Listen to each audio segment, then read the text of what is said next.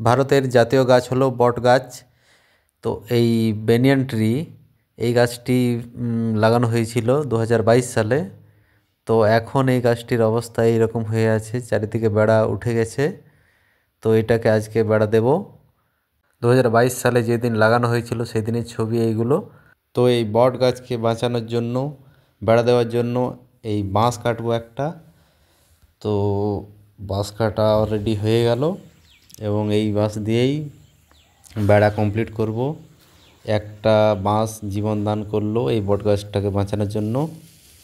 বাঁশ নিয়ে চলে এসেছি, এরপরে কাজ শুরু করে দেব। কাজ শুরু করে দিয়েছি। অনেক দিন পর এই কাজ করছি, তাই খুব ধীরে ধীরে এবং সাবধানের সাথে এই কাটাকাটির কাজগুলো করছি।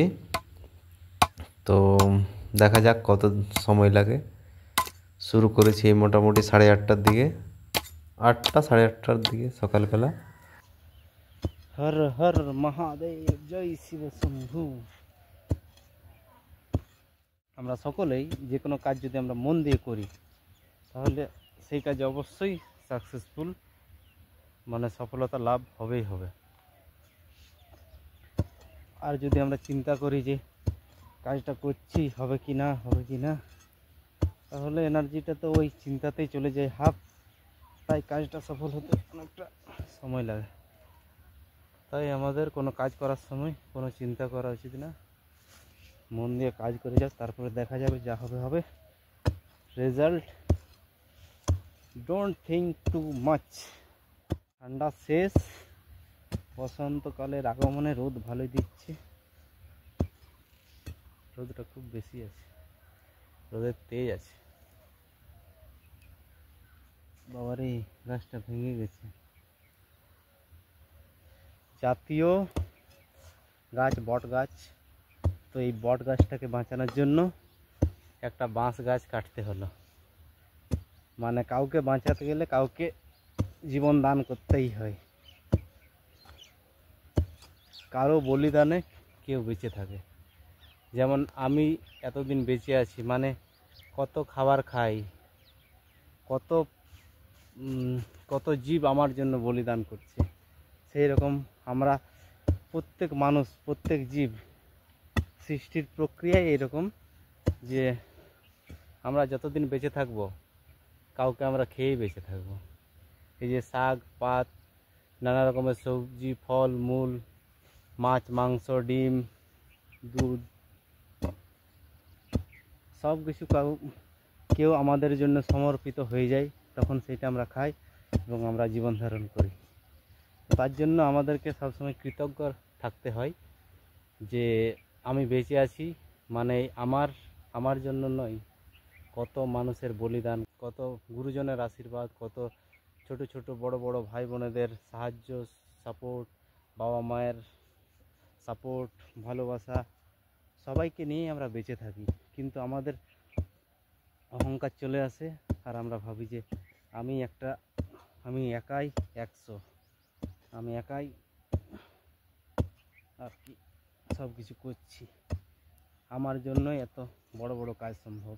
কিন্তু না, এই যে গাছ আমাদের অক্সিজেন দিচ্ছে, তবেই তো আমরা সেই অক্সিজেন থেকে শ্বাস প্রশ্বাস নিচ্ছি, আমাদের শরীরটা ঠিক আছে। তার বদলে আমরা কি করি? আমরা মানুষ জাতি তো সেই রকম প্রকৃতির জন্য সেরকম কিছু করিনি। শুধু পুরো পৃথিবীটাকে নষ্ট করি, ধ্বংস করি, নোংরা স্তূপ বানাই আর নিজেদেরকে মহান ভাবি। সকলের কাছে দেখাই আমি একটা অনেক বড় মহান। পুরো মানব জাতি ওই নিজের স্যাটিসফ্যাকশনের পিছনে দৌড়াচ্ছে। মন যাতে শান্ত থাকে, মানে মনে যেটা চায় সেইটা স্যাটিসফাইড করতে চাইছে, এবং শরীর যেখানে আরাম থাকবে সেটাই করতে চাইছে। আর এই শরীর আর মনকে আরাম দিতে গিয়ে মানুষ সুখের পিছনে দৌড়াচ্ছে। সুখের পিছনে দৌড়ে কিন্তু কোনো শান্তি নেই, শেষে সব কিছু ত্যাগ করতে হবে। বলে না, ভোগে শান্তি নেই, ত্যাগেই শান্তি। তো ত্যাগ করতে যেদিন শিখে নেবে মানুষ, সেই দিনই শান্তি। যাদের জীবনে স্ট্রাগল নেই, তাদের জীবনটা একদম সিম্পল। আর যাদের জীবনে কঠিনাই অনেক বেশি এসছে, তাদের জীবনটা অ্যাকচুয়ালি বৈচিত্র্যপূর্ণ, এবং তাদেরকে কোনোদিনও নড়ানো যাবে না, যারা অনেক কঠিন পরিস্থিতির মধ্য দিয়ে বড় হয়েছে। এমনিতেই আমাদের গাছ কমে গেছে, বৃক্ষ এত চারিদিকে বন জঙ্গলে তাকায় দেখি একটাও গাছ নেই। এই গাছগুলোকে যদি বাঁচানোর জন্য ব্যবস্থা যদি করে সরকার, যদি উদ্যোগ নেয়, তো কত ভালো হবে। সরকারের হাতে তো অনেক পাওয়ার থাকে, কিন্তু সেই পাওয়ারগুলো যদি এইরকম প্রকৃতিকে বাঁচানোর জন্য ইউজ করা হয় কত ভালো হবে। আমার রিকোয়েস্ট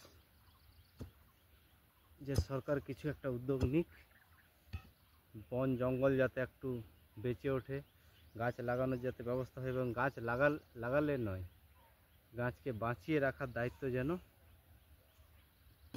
নেই। ফাইনালি আমাদের বট গাছের বেড়া কমপ্লিট হওয়ার মুখে। এই এখন মোটামুটি 11:15 বাজতে চললো। তো ভাইপো এসছে আমাকে সাপোর্ট করার জন্য, রাহুল এসছে। তো কেমন লাগলো আপনাদের জানাবেন, এবং আপনারাও পারলে গাছ লাগাবেন এবং বাঁচাবেন। থ্যাংক ইউ সো মাচ, ভালো থাকবেন, টাটা।